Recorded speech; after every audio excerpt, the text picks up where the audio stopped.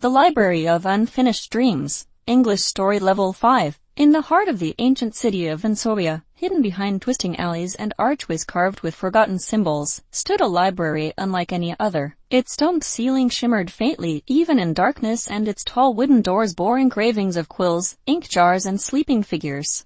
Locals called it the Library of Unfinished Dreams, though few had ever seen it inside. Aaron Vale, a young writer struggling with endless drafts and abandoned ideas, arrived in Vansovia in search of inspiration. He had heard rumors of the library from an old traveler who claimed it contained stories that wrote themselves and dreams trapped in paper. Intrigued and desperate, Aaron ventured out at night to find it. When he touched the library door, it opened soundlessly as if welcoming him. Inside, the air glowed with soft golden dust that drifted lazily like stardust. Endless shelves spiraled upward into darkness, holding scrolls, journals, and books with titles that shimmered into existence only when he looked at them directly. Every desk held a quill resting inside an ink bottle that never seemed to empty. At the back of the room sat an old librarian with silver hair and eyes that flickered like candlelight. She introduced herself as Mistress Elira, keeper of the unfinished. She explained that every unwritten story, every abandoned dream, and every forgotten idea came to the library to rest. When someone with true creativity entered, some dreams awakened.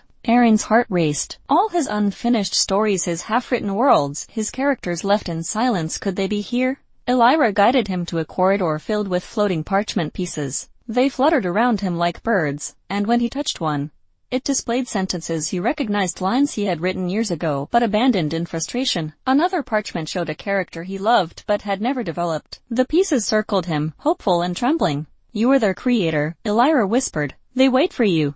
Before Aaron could respond, a book thudded onto a nearby table. Its cover slowly formed words.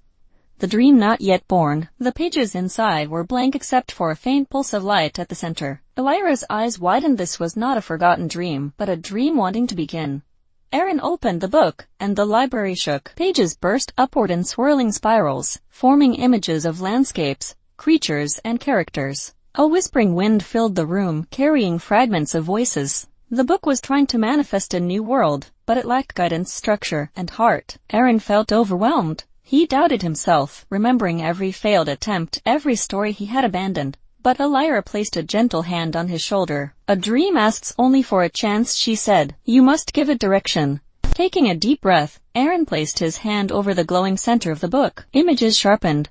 The swirling chaos slowed. A barren valley formed, surrounded by crimson mountains. A lone figure stood in the center, a girl holding a lantern. Aaron recognized her instantly. She was a character he had imagined long ago, but never named. Now she lifted her lantern toward him, waiting. Aaron whispered her name. The library responded with a surge of golden light. The girl stepped fully into existence, her form solidifying with every word Aaron wrote aloud. She began walking through her world, encountering challenges, discovering secrets, and shaping a destiny Aaron had only glimpsed in fragments. But the more he wrote, the more the book demanded. The dream was powerful, too powerful. The library groaned as if straining under the weight of a world being born too quickly. Elira warned him that if he pushed too far, the dream might consume him. Aaron paused. The girl turned toward him, lantern flickering. She was waiting for him to decide. Instead of forcing the ending, Aaron closed the book gently. The dream world stabilized, settling into the pages like a living heartbeat. The girl bowed her head, grateful. The library quieted. "You did it," Elira said. "You gave the dream life, but also boundaries." Aaron smiled with relief. For the first time, he had completed something, not a full story, but a beginning worth continuing. When he left the library, dawn was breaking over Vansovia. He felt lighter, stronger, and ready to write again.